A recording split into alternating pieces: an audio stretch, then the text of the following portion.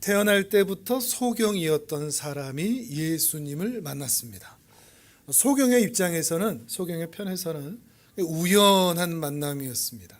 의도한 적도 없고 만나달라고 요청한 적도 없고 또 예수가 누구인지 소문으로만 알 뿐이지 그에게 큰 관심도 있지 않았습니다.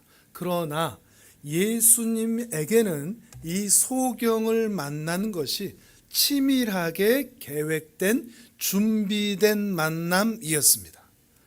마찬가지로 우리가 교회를 다니고 있고 이 자리에 있는 것은 인생의 어느 한 지점에서부터 시작된 우연한 일처럼 보일 수도 있습니다. 어쩌다 보니 내가 여기에 있구나. 그러나 예수님의 입장에서는 태초부터 준비된 치밀하고 계획된 의도된 만남에 의하여 오늘 우리가 이 자리에 있습니다. 우리는 소경을 통해서 바로 그러한 하나님의 의도를 확인할 수가 있는 것이죠. 소경은 그날도 구걸하기 위해서 집에서 나와서 더듬거리면서 길을 나섰습니다. 어떤 생각을 하고 있을까요? 아무 생각도 없을 겁니다. 소망이 있을까요? 소망도 없을 겁니다. 희망도 없고요. 기대도 없습니다. 오늘은 어떤 일이 일어날까라고 하는 하루에 대한 그런 꿈꿀 만한 그런 포부, 기대 이런 것들이 전혀 없을 겁니다. 그저 구걸 좀 많이 해서 사람 많은 거리로 가서 집에 갈 때 양손 두둑히 챙겨갔으면 좋겠다. 이것이 그의 생각의 전부일 것입니다. 그렇게 더듬거리며 구걸하며 길거리를 가고 있는데 자기를 향해 수근거리는 말이 들리기 시작합니다. 선생님, 저 사람이 태어날 때부터 소경인 것은 저 사람의 죄입니까? 아니면 부모의 죄입니까? 태어날 때부터 어렸을 때부터 듣던 말이라서 이제는 무뎌질 만도 한데, 그래서 그런가 보다 할 만도 한데, 그래도 앞을 볼 수 없는 자기를 향해서 들리도록 말하는 저들의 그 수군거림은 언제 들어도 마음에 상처가 됩니다. 시립니다. 하지만 그날은 매우 달랐습니다. 제자들의 이런 질문에 선생님은 지금까지 그 제자들의 선생님처럼 보이는 그분은 지금까지 내가 사람들에게 들은 적이 없는 전혀 새로운 신선한 충격적인 말을 하는 것입니다. 확인해 볼까요? 9장 2절과 3절입니다. 성경을 보겠습니다. 2절 3절 시작. 제자들이 물어 이르되 라삐어, 이 사람이 맹인으로 난 것이 누구의 죄로 인함이니까? 자기니까 그의 부모니까? 예수께서 대답하시되 이 사람이나 그 부모의 죄로 인한 것이 아니라 그에게서 하나님이 하시는 일을 나타내고자 하심이라. 아멘.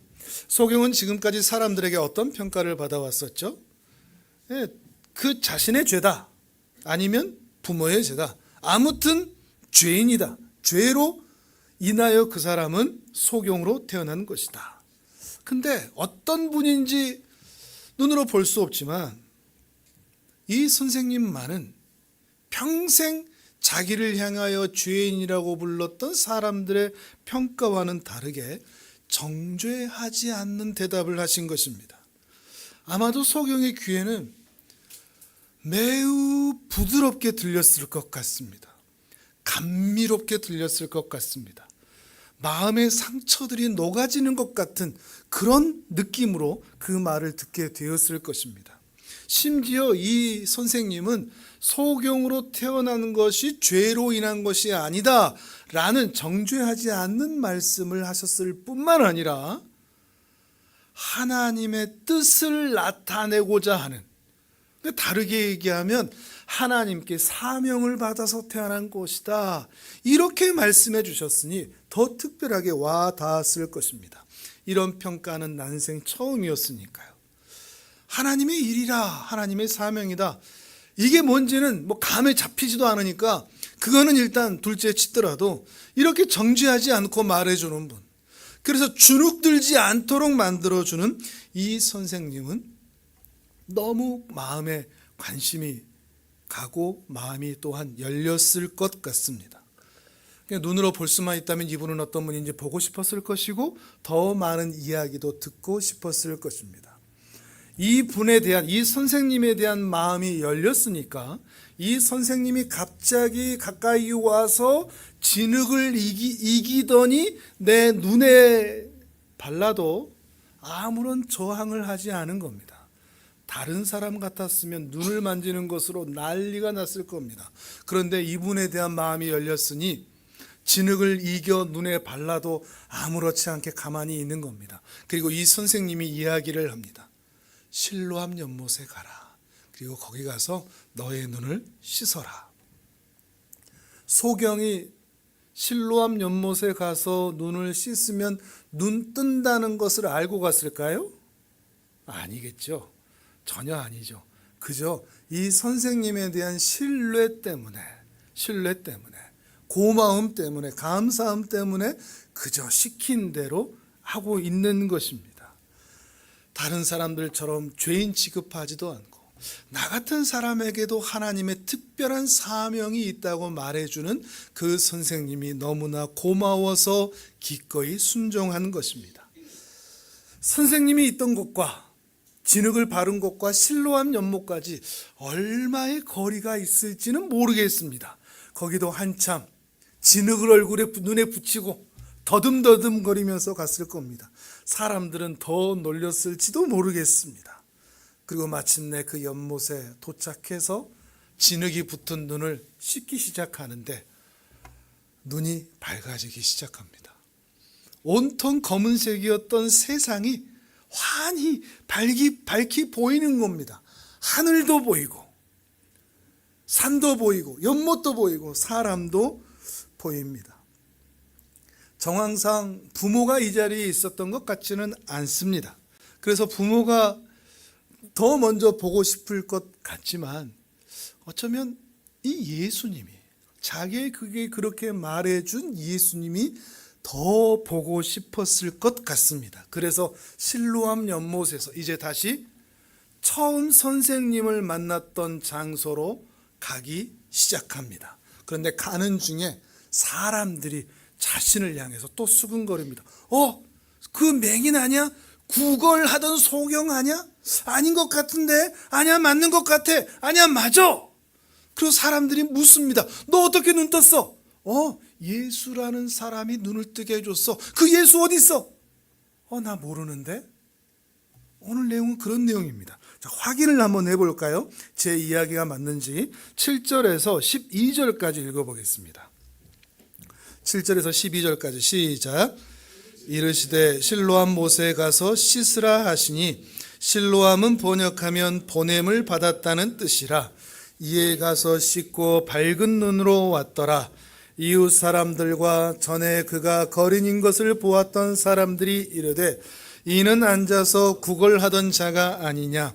어떤 사람은 그 사람이라 하며 어떤 사람은 아니라 그와 비슷하다 하거늘 자기 말은 내가 그라 하니, 그들이 묻되 그러면 내 눈이 어떻게 떠졌느냐.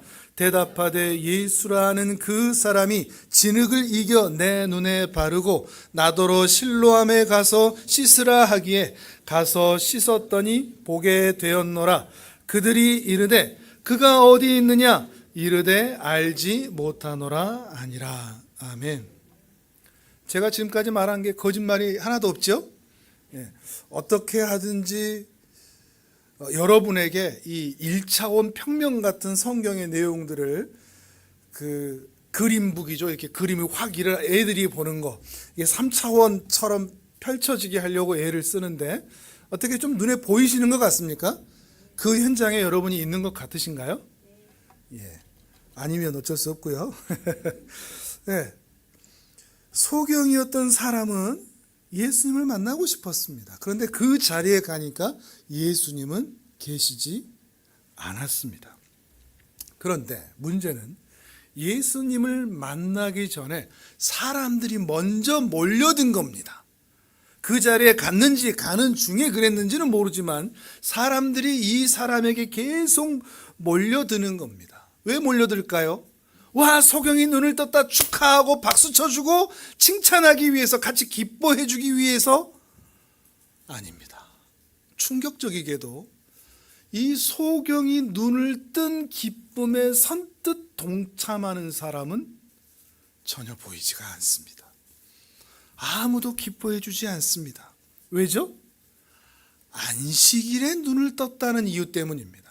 또 한 가지는 예수에게 고침을 받았다는 이 두 가지 때문에 사람들은 자기가 눈을 뜬 것에 대해서 기뻐해 주지 않습니다. 오히려 자기를 죄인처럼 고삐 멍에가 묶인 이 소처럼 바리새인에게 자기를 끌고 가는 겁니다. 죄인처럼.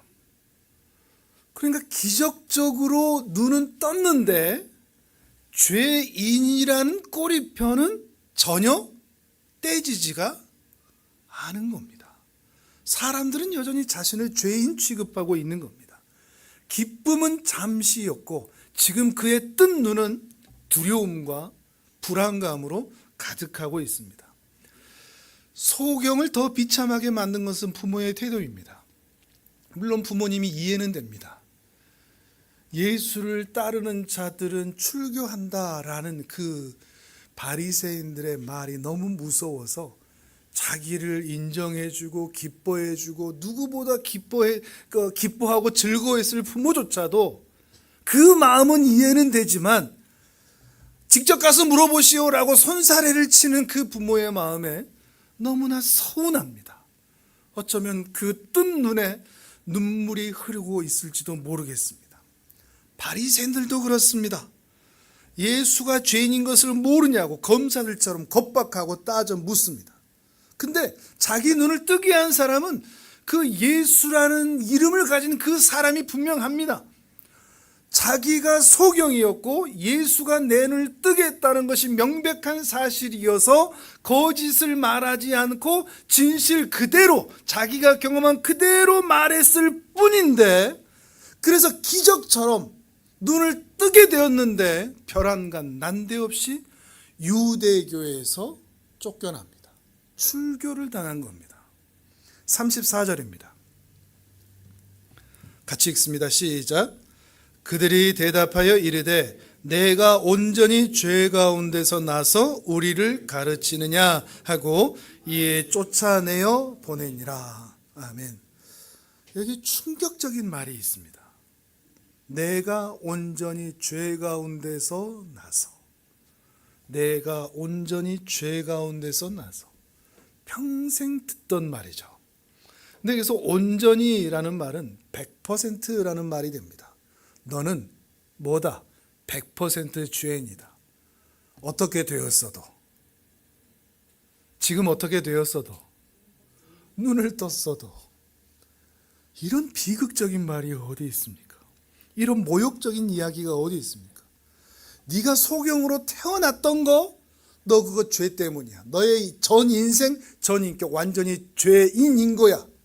태어날 때부터 죄인이었기 때문에 너는 소경으로 태어났고 지금 눈을 떴어도 너는 여전히 죄인이야.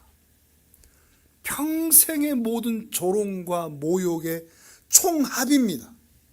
어렸을 때부터 들었던 사람들의 조롱과 비아냥의 결정체를 지금 바리새인들한테 듣고 있는 겁니다. 언제요? 눈을 뜬 이후에 말이죠. 그리고 이 눈을 뜬 소경을 마치 나병 환자 취급하여 유대인의 회중에서 쫓아낸 것입니다.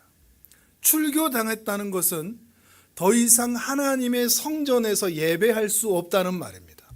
예배할 수 없다는 말은 예배하여 하나님의 은혜를 경험할 수 없다는 말입니다.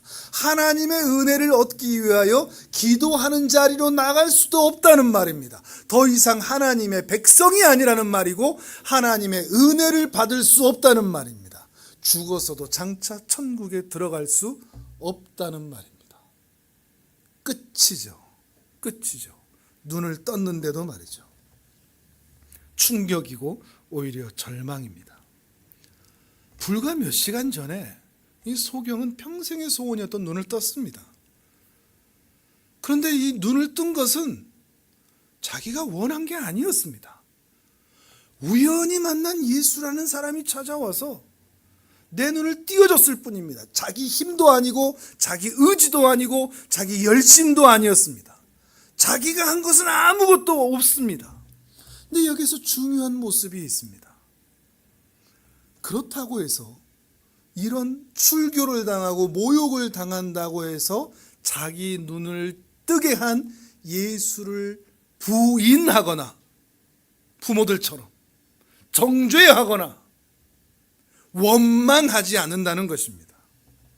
매우 독특한 모습이고 눈에 확 들어오는 모습입니다. 많은 경우 자기가 힘들어지면 자기의 평생의 은인이라고 할지라도 불화살을 날리는 것이 우리 인간의 본성이지 않습니까? 근데 오히려 이 사람은 이상한 모습을 보입니다. 그 겁박과 충격과 모욕과 비아냥의 순간에 한때 소경이었던 이 사람은 예수님이 어떤 분인지 더 선명하게 알아가고 있고 고백하기 시작했다는 겁니다. 오늘 보면 31절에서 33절입니다.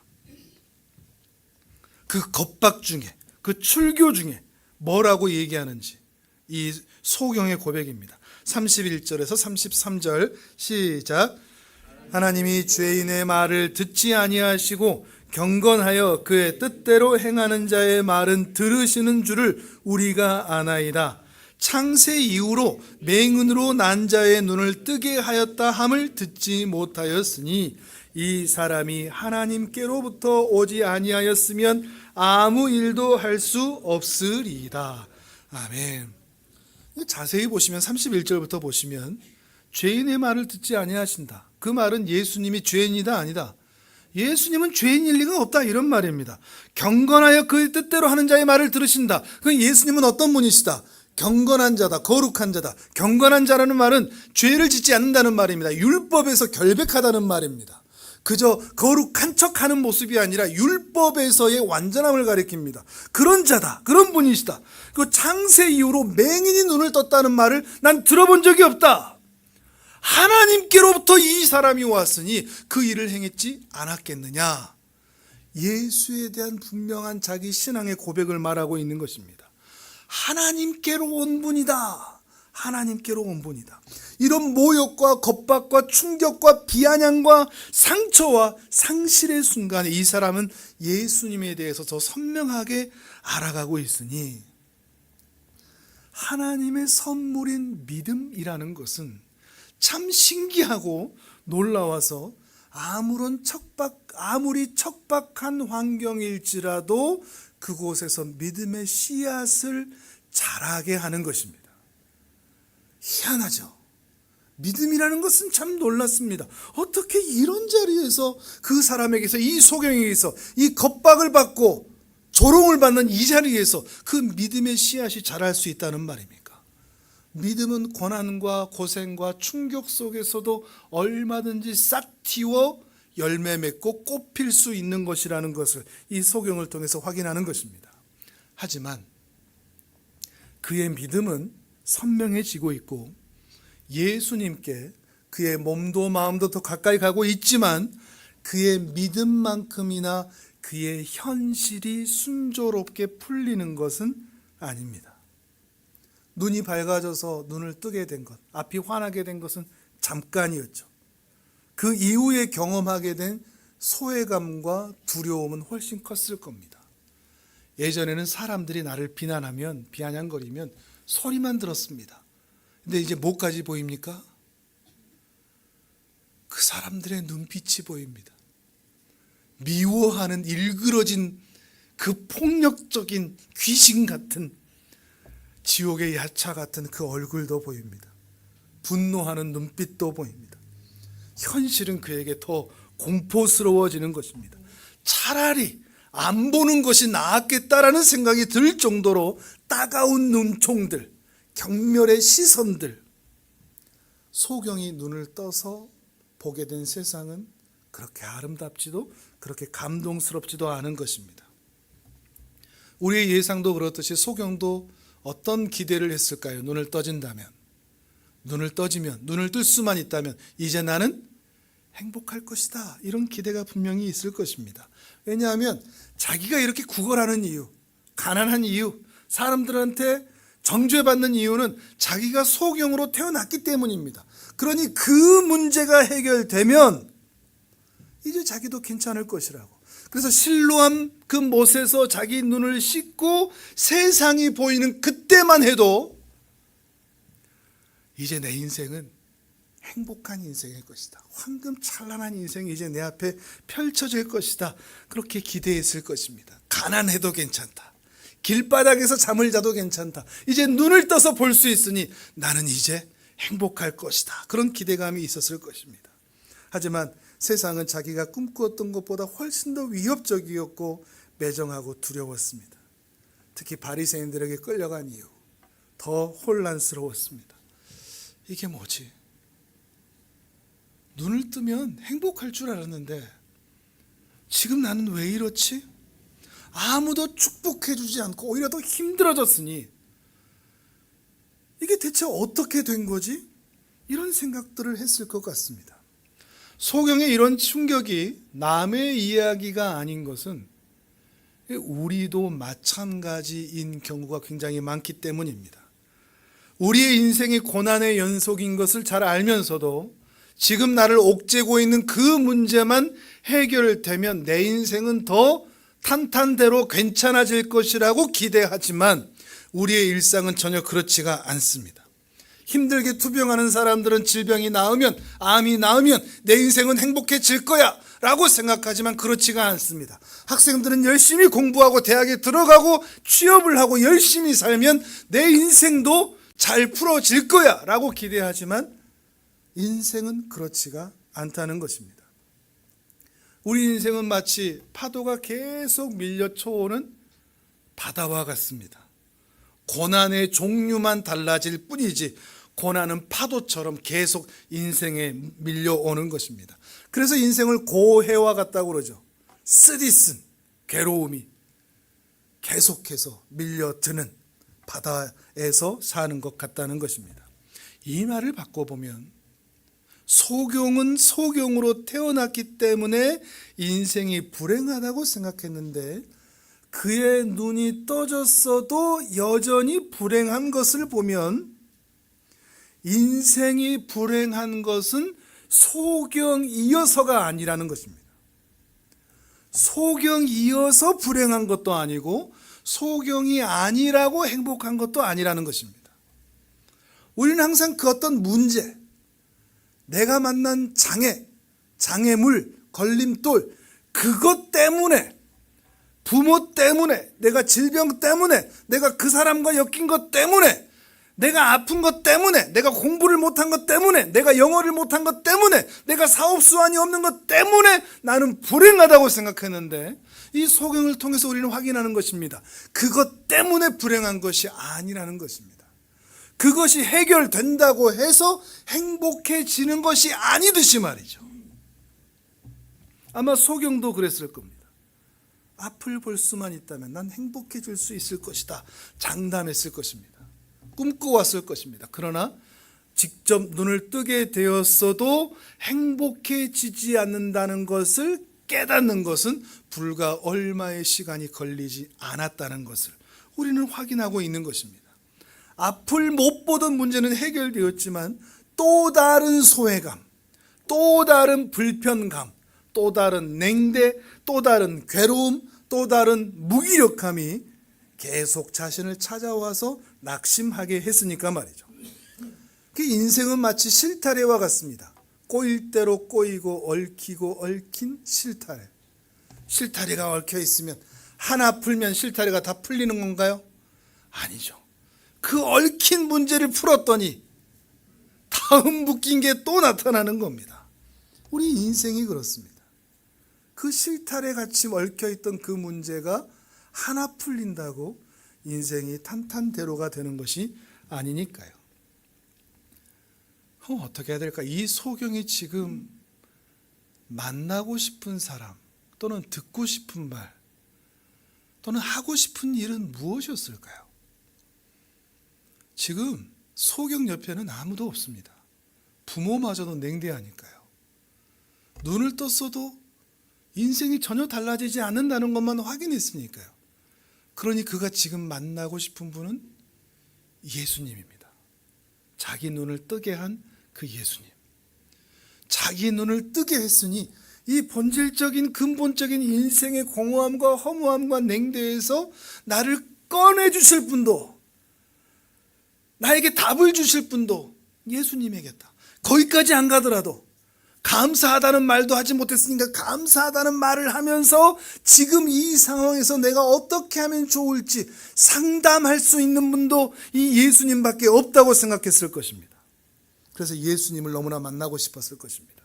근데 문제는 예수님이 안 보입니다. 어디 있는지 모르겠습니다. 사람들은 나에게 찾는데 이거 예수 어딨냐? 자기도 모릅니다. 어딜 가야 예수를 만날 수 있는지 모릅니다. 막다른 골목에 서 있는 것 같고 망망대해에 홀로 놓여 있는 것 같습니다. 어디로 가야 하나? 그런데 그때 누가 찾아오셨죠? 예수님이 그때 찾아오신 겁니다. 우연히 그럴까요? 드라마 만들려고 그럴까요? 영화처럼 절정으로 치닫기 위해서 이렇게 배분한 걸까요? 아닙니다. 우연히 찾아온 것이 아니라 태초부터 예정된 치밀하고 계획된 소경과의 만남, 그 만남이 지금 이루어지고 있는 것입니다. 9장 35절부터 38절까지 읽겠습니다. 소경이 출교당했다는 소식을 듣고서 예수님께서 찾아오셨습니다. 35절에서 38절 같이 읽습니다. 시작. 예수께서 그들이 그 사람을 쫓아냈다 하는 말을 들으셨더니 그를 만나사 이르시되 내가 인자를 믿느냐? 대답하여 이르되 주여 그가 누구시오니이까? 내가 믿고자 하나이다. 예수께서 이르시되 내가 그를 보았거니와 지금 너와 말하는 자가 그이니라. 이르되 주여 내가 믿나이다 하고 절하는지라. 아멘. 예수님이 찾아오셨습니다. 찾아가셨죠. 우물가의 여인을 찾아가셨듯이 베데스다 연못에 38년 된 병자를 찾아가셨듯이 목자 없는 양처럼 유리방황하는 이스라엘 백성들을 찾아가셨듯이 가늠하다 현장에 붙잡힌 그 여인을 찾아가셨듯이 인생의 궁극적 절망, 밑바닥, 실패의 현장에서 괴로워하며 어쩔 줄 몰라 하고 있는 이 소경을 측은히 여기시고 불쌍히 여기시고 찾아가신 것입니다. 아마 처음 눈을 뜨게 하실 때부터 모든 것들이 다 계획되었을 것입니다. 그리고 부모로부터, 사람들로부터, 바리새인으로부터 그 고통의 순간을 겪도록 하신 것도 계획하심입니다. 그리고 그 일이 끝난 후 때가 되매 가장 절망적인 순간에 예수님이 그를 찾아가십니다. 그리고 예수님이 물으십니다. 너 이제 인자를 믿어볼래? 소경은 들어서 압니다. 메시아, 구원자, 하나님이 보내신 분, 자기가 고백했던 거죠. 바리새인들 앞에서. 그 인자를 너 이제 믿어볼래? 예, 이제 저 믿어보고 싶습니다. 그분에게 나의 인생을 맡겨보고 싶습니다. 이제라도 믿어볼까 합니다. 지난주에 그런 말씀 드렸죠. 지난주에 믿어볼까 합니다. 믿어보려고 합니다. 그분이 누구실까요? 예수님의 말씀은 참 뭐라 그럴까요? 시적입니다. 나다 이러시는 게 아니라 네가 눈을 떴잖아. 이거 너와 눈을 마주쳐서 이야기하고 있는 그가 바로 그다. 이렇게 말씀하시는 거죠. 그 말씀에 이 소경은 알아듣고 이제 제가 주님을 정말로 믿습니다. 이 고백을 하며 경배하고 있는 것입니다. 소경은 깨달았습니다.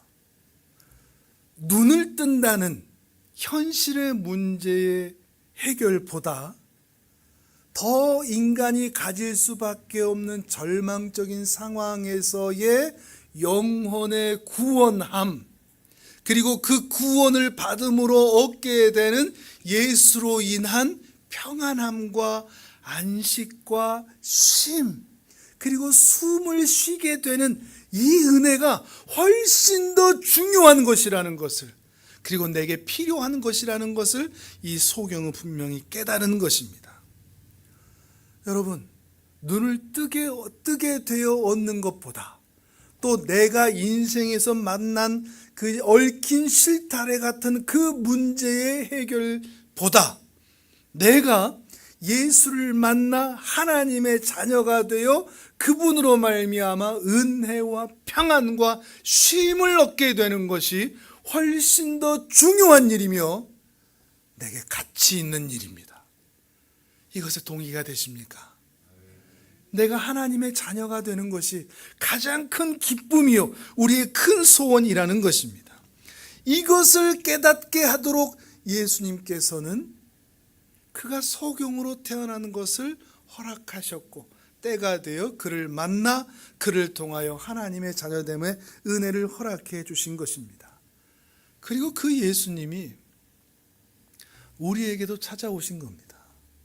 오늘 우리가 이 자리에 있는 게 우연이 아니라니까요. 모양은 다르지만 얽힌 실타래 같은 인생의 문제를 가지고 있지 않은 분은 단 한 분도 없죠. 그래서 그 문제만 해결되면 내 인생은 행복할 것이다 라고 생각해 오며 살아온 순간이 지금까지죠. 그러나 그때마다 그 문제가 해결되면 될 것이라고 여겼지만 그 문제가 해결되면 또 다른 고난, 또 다른 고난, 또 다른 고난이 찾아오는 것이 우리 인생이라는 것을 절감하셨죠. 그리고 그것 때문에 마음이 평안하지가 않고 기쁘지도 않고 즐겁지도 않다는 것을, 행복하지도 않다는 것을 여러분 경험하여 알고 계시죠. 그런데 그 어느 순간 찾아온 예수를 만남으로 말로 표현할 수가 없는 그 평안함, 그 안식, 그 쉼, 그것을 주님에게서 발견하게 된다는 것은 얼마나 큰 은혜인 줄 모르겠습니다. 그것만이 우리를 행복하게 만드는 것이죠. 이걸 깨닫게 하기 위해서 우리에게 인생의 고난들을 허락하셨던 겁니다. 이걸 깨닫도록 하기 위해서 우리로 하여금 바리새인 같은 사람들을 만나게 하셨던 겁니다. 때로는 부모로부터, 때로는 친구로부터, 때로는 이웃으로부터 그런 모욕과 상처들을 받게 하셨던 것입니다. 그리고 그때 예수를 만나보면서 우리도 그런 고백들을 하기 시작했죠. 이제는 예수를 믿어볼까 합니다. 이제는 믿어보려고 합니다. 그러나 점차 세월이 지나고 고통과 고난을 더 지나오며 예수님을 더 뚜렷하게 알기 시작할 때 이제는 우리의 고백도 달라지죠. 이제는 주님을 믿습니다. 이제는 주님이 내게 전부입니다.